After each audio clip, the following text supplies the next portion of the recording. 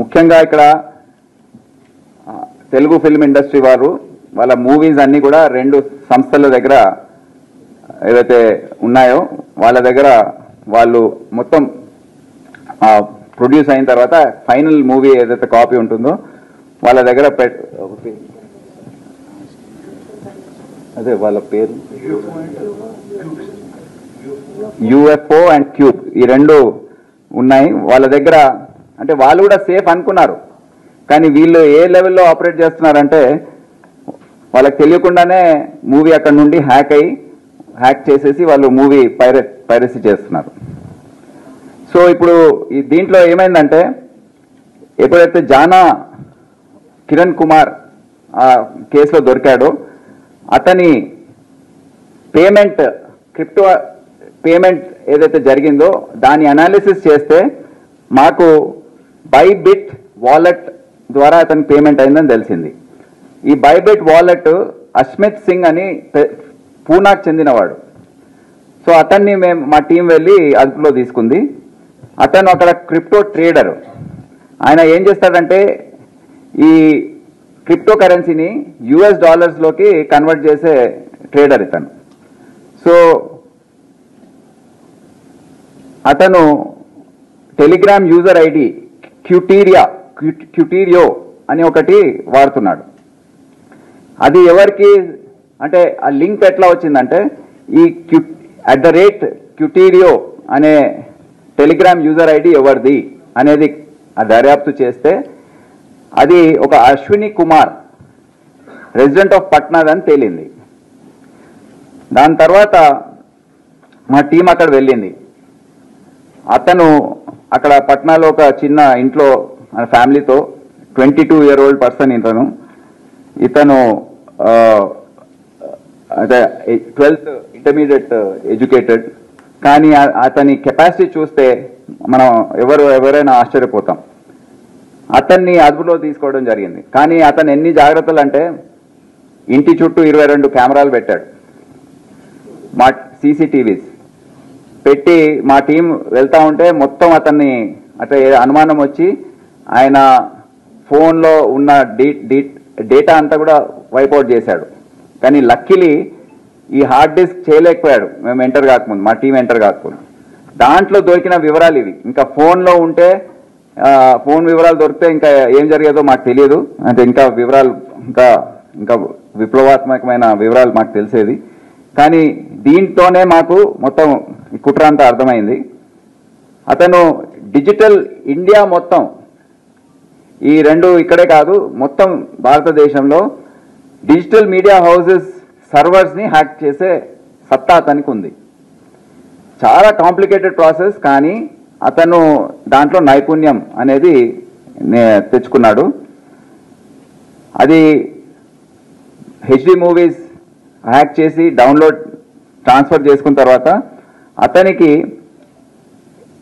Dedicated Telegram channel ద్వారా అది పంపించడము $800 per movie బిట్కాయిన్లో అతనికి పేమెంట్ జరిగేది. ఇప్పటి వరకు 120 HD మూవీస్ని అతను డైరెక్ట్గా సర్వర్స్ నుండి హ్యాక్ చేసి ఒక $1,00,000 వరకు సంపాదించాడు. అతని దగ్గర సీజ్ చేసిన మెటీరియల్ అంతా మీరు చూస్తున్నారు, హార్డ్ డిస్క్లు ఇవన్నీ కూడా. అతను ఇంకో ఆశ్చర్యం కలిగించే విషయం ఏంటంటే ఈ డౌన్లోడ్ చేయడానికి హై బ్యాండ్విడ్త్ కావాలి, ఇంటర్నెట్ స్పీడ్ కావాలి. 200 Mbps స్పీడ్ కనెక్షన్ అక్కడ పెట్టుకున్నాడు ఇంట్లో. So Python and Java scripts వాడుతూ coding of software Python has been used by the accused for injecting into the server. ఈ 2 Java and Python scripts inject చేసి సర్వర్లోకి ఖాళీ Linux అని, back track 5 అని, APK files ఇవన్నీ కూడా అతను ఈ మెటీరియల్స్ టూల్స్ వాడుతూ ఈ విధంగా సర్వర్స్లోకి ఎంటర్ అయిపోతున్నాడు.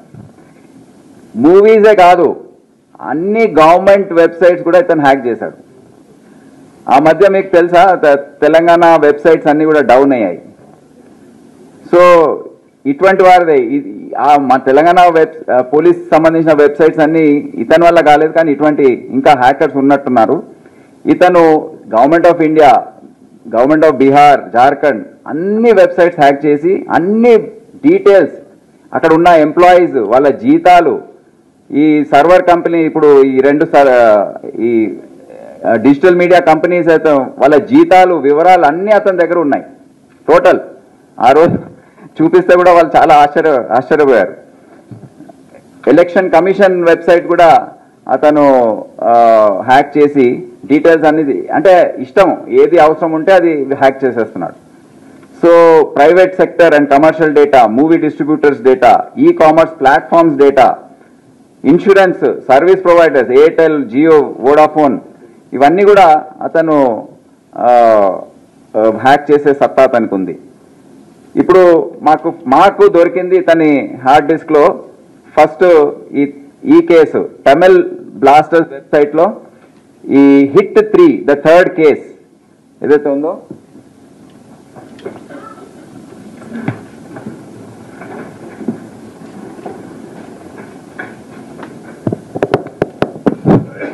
ఇది లైట్స్ వచ్చాయి. సో ఇది దీంట్లో తేడా ఏంటంటే క్యామ్ కార్డర్ ద్వారా జరిగే పైరసీ కంపల్సరీగా అది రిలీజ్ అయిన తర్వాతనే చేసే అవకాశం ఉంది. కానీ ఈ హెచ్డి సర్వర్ నుండి హ్యాక్ చేసి పైరసీ చేసే అది మూవీ రిలీజ్ కాకముందే లీక్ అయ్యే అవకాశం ఉంది. అయ్యాయి కూడా. ఈ మూవీ ఆ రోజు రిలీజ్ కాకుండా ఉదయం 6 గంటలకు అతను అప్లోడ్ చేశాడు. Exactly maybe 18 hours before proposed release. So అందరు షాక్ అయిపోయారు. అది మూవీ, అది కూడా క్యామ్ కార్డర్ మూవీది క్వాలిటీ కొద్దిగా తక్కువ ఉంటుంది. ఇది హెచ్డి డైరెక్ట్, ఏదైతే ఒరిజినల్ క్వాలిటీ ఉందో అదే ఉంటుంది ఇది. సో అందరు షాక్ అయిపోయారు, ఏంటిది, ఎట్లా ఈ విధంగా అయితే హౌ టు డూ దిస్ అని. So he's doing like this. ఇది ఎవరికి అసలు అంతు చిక్కలేదు. అప్పుడు ఏ విధంగా జరిగింది, how is it going out, అందరి మీద అనుమానం అనమాట. ఏవైతే ఆ కంపెనీస్ ఉన్నాయో వారు ఎంప్లాయీస్ మీద అనుమానం వ్యక్తం చేస్తున్నారు. ఎవరో లీక్ చేస్తున్నారు, మా ఎంప్లాయీ లీక్ చేస్తున్నాడు, లేకపోతే ఆ కంపెనీలో ఉన్న వ్యక్తులు ఎవరన్నా ఇంటి దొంగ పైన అనుమానం. ఇంటి దొంగ కాదు, ఇది పట్నాలో కూర్చున్నాడు. అక్కడ నుండి కూర్చొని అతను ఎంటర్ అయిపోయి అతను మొత్తం మూవీ లాగేస్తున్నాడు. నెక్స్ట్, సో ఇది థండేల్, గేమ్ చేంజర్, సంక్రాంతి, ఇటువంటివి కూడా అన్ని were pirated from the HD movies. అన్ని హెచ్డి కాపీస్ అవన్నీ were pirated directly from the servers of the company. Next, ఇప్పుడు ముఖ్యంగా మొత్తం గేమ్ నడిపించేది ఎవరు? వీళ్ళు గేమింగ్ బెట్టింగ్ యాప్స్. వీళ్ళు most probably they are sitting abroad, maybe ఎక్కడున్నారో, చైనా, నెదర్లాండ్స్, దుబాయ్, ఎక్కడున్నారో అది ఇంపాసిబుల్ కనుక్కోవడం.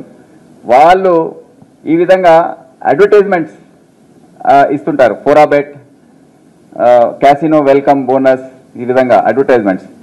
అంటే ఏమవుతుందంటే మూవీ ప్లే చేసినప్పుడు ఈ అడ్వర్టైజ్మెంట్స్ వస్తుంటాయి. సో ఎవరైతే మూవీస్ చూస్తున్నారో వాళ్ళు టెంప్ట్ అయ్యి దీంట్లోకి ఎంటర్ అవుతారు. So that is the entire strategy అనమాట. సో ఈ అడ్వర్టైజ్మెంట్స్ వచ్చినప్పుడు ఇది చూసి బెట్టింగ్, గేమింగ్ యాప్స్లోకి ఎంటర్ అయిపోయి గేమింగ్ స్టార్ట్ చేయడం. అందుకే ఎక్కువ మంది దీనికి అలవాటు పడుతున్నారు. ఈ మధ్య చాలా ఒక న్యూసెన్స్గా మారిపోయింది. చాలా మంది వాళ్ళ ఎవరైతే సంపాదిస్తున్నారో జీతాలు, సేవింగ్స్ అన్ని కూడా దీంట్లో పెట్టేస్తున్నారు. ఆ న్యూసెన్స్ పెరుగుతూ ఉంది. ఎందుకంటే ఆ మూవీ చూసేటప్పుడు యాడ్స్ వస్తాయి. యాడ్స్ రాగానే దాంట్లో క్లిక్ చేస్తారు, ఎంటర్ అయిపోతారు. Next, Pari match gaming betting apps. ఇది ఇంకో అంశం అనమాట. ఇది ఈ విధంగా అడ్వర్టైజ్మెంట్స్, దీంట్లో సెలబ్రిటీస్ని పెట్టి అడ్వర్టైజ్ చేయించడం. దీంట్లో ఒక విషయం చెప్పాలి, కొంతమంది మన మూవీ స్టార్స్ కూడా వాళ్ళకి తెలియక ఈ బెట్టింగ్ యాప్స్ వాళ్ళే ప్రమోట్ చేసుకున్నారు. వాళ్ళకి చెప్పిన తర్వాత ఈ విధంగా ఉందంటే చాలా షాక్ అయ్యి, అయ్యో మా సొంత గొయ్యి మేమే దవ్వుకుంటున్న టైప్లో ఫీల్ అయ్యారు. సో అంటే ఇప్పుడు సునీల్ నారాయణ్, క్రికెటర్స్, వీళ్ళందరినీ ఇదే కాదు, వాళ్ళు ఒకసారి ఒక వ్యక్తి బెట్టింగ్ చేయడానికి ఎంటర్ అవుతే అతని పర్సనల్ వివరాలన్నీ కూడా తెలుసుకొని వేరే సైబర్ క్రైమ్స్ ఏవైతే ఉన్నాయో, లోన్, డిజిటల్ అరెస్ట్లు, లేకపోతే ఇన్వెస్ట్మెంట్ ఫ్రాడ్స్, సెక్షువల్ ఫ్రాడ్స్, ఇవన్నీ కూడా వాళ్ళు పాల్పడుతున్నారు. It's a big operation. ఒకసారి ఆ వివరాలు వచ్చేస్తే వాళ్ళు ఏదైనా చేసే ఆస్కారం ఉంటుంది. నెక్స్ట్, సో మొత్తం ఈ కేసు దర్యాప్తు మీరు ఓవరాల్గా చూస్తే 2 రకాలుగా క్యామ్ కార్డర్ వీడియో ఒక టైపు, హెచ్డి వీడియో ఒకవైపు, ఇదంతా నేను ఆల్రెడీ ఎక్స్ప్లెయిన్ చేశాను. ఈ విధంగా వాళ్ళందరినీ అరెస్ట్ చేసి పట్టుకురావడం జరిగింది. హెచ్డి వీడియో పైరసీ అక్కడ చూస్తే అశ్విని కుమార్ బీహార్ అతనిది అంతా కూడా మనము ఆల్రెడీ ఎక్స్ప్లెయిన్ చేసుకున్నాం. So Ashwini Kumar 21 year old ఎవరైతే హెచ్డి వీడియోస్ మూవీస్ హ్యాక్ చేశాడో సర్వర్స్ ని, అతను యాక్చువల్ గా వాళ్ళ ఫాదర్ చిన్న బిజినెస్ మ్యాన్ అనమాట. ఒక 70-80 yards ఇల్లు G+2 ఉన్న ఇంట్లో ఉంటారు. బిజినెస్ కూడా అక్కడే. అతను బెడ్రూమ్ లో అతను తమ్ముడు ఇతను ఉంటారు. డే అంతా కూడా ఖాళీగా ఉండి నైట్ పని స్టార్ట్ చేస్తాడు అనమాట. యాక్చువల్ గా ఎందుకు చేసావు అని అడిగినప్పుడు మనము మూవీ ఫస్ట్ రిలీజ్ కాకముందే నేను చూడాలని నాకు క్యూరియాసిటీ, నాకు ఇంట్రెస్ట్, అందుకోసం నేను స్టార్టింగ్ లో అలా డౌన్లోడ్ చేసుకుని చూసేవాడిని. తర్వాత టెలిగ్రామ్ లో వీళ్ళందరూ చాటింగ్ చేసి షేర్ చేస్తే మనీ ఇస్తామని చెప్పినందుకు నేను కాపీస్ ని మెల్లగా పంపించడం స్టార్ట్ చేశాను. 23 నుంచే ఇది స్టార్ట్ చేశాను అనేసి మనకు చెప్పాడనమాట. అట్లాగే ఇవి షేర్ చేసినందుకు వాళ్ళు పంపించిన ఏవైతే USDT ఉన్నాయో అవి డిఫరెంట్ వ్యాలెట్స్ లో సేవ్ చేశాడు. సేవ్ చేసుకుని వాటిని తీసుకునే అవసరం కూడా రాలేదు అతనికి, ఎందుకంటే వాళ్ళ ఫాదర్ ఆల్రెడీ ఈ బిజినెస్ చేస్తున్నాడు. ఎందుకు చేస్తున్నావు నువ్వు, మూవీస్ అయితే సరే ఓకే చూడడానికి తీసుకున్నావు, బట్ గవర్నమెంట్ వెబ్సైట్స్ ఇవన్నీ ఎందుకు హ్యాక్ చేశావు అని అడిగితే అతను అది నేను చేయగలను, వాళ్ళ డేటా నా దగ్గర ఉంది, నా దగ్గర పెట్టుకున్నాను అనే దీనికోసం చేస్తున్నానని చెప్పాడు మనకి. ఆల్ గవర్నమెంట్ వెబ్సైట్స్ ఇవి ఇంక్లూడింగ్ లెజిస్లేచర్ కి సంబంధించిన అన్ని కూడా ఉన్నాయి. అతని డేటాలో కిక్ మూవీ ఉందా? అదే కిక్ కోసం చేస్తున్నాడు అనమాట. ఉండొచ్చు, ఆ మూవీ కూడా ఉండొచ్చు.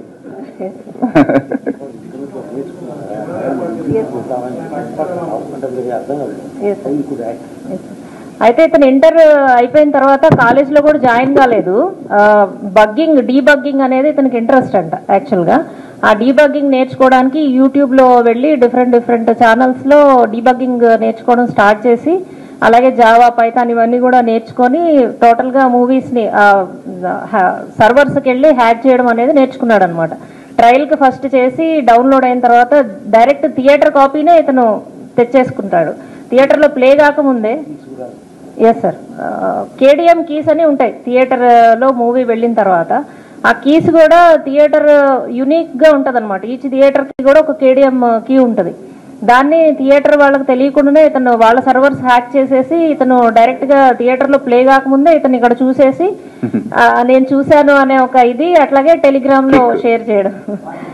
సో అది చేస్తున్నాడు. ఇదంతా కనుక్కోవడంలో మా ఇద్దరు సిబ్బంది ఉన్నారా, వచ్చారా?